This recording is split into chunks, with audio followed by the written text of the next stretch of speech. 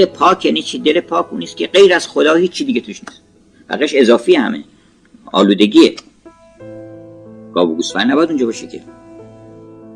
یک قلقله پاک به از بانگ صباحی، از نماز بالاتره که آدم یک فریادی بکنه که اون فریاد پاک باشه، به خاطر همونی باشه که داره اون بانگ و فریاد رو میکنه.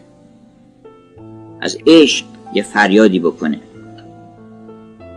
پاک هر چیزی، دانشجوی پاک، دانشجوی پاک باخته اونیست که هیچ غرضی غیر از به دست آوردن علم نداره.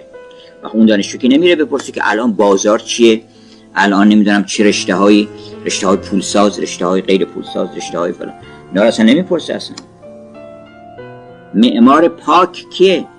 معمار پاک اونیست که میخواد یه خونه‌ای درست بکنه که یه انسان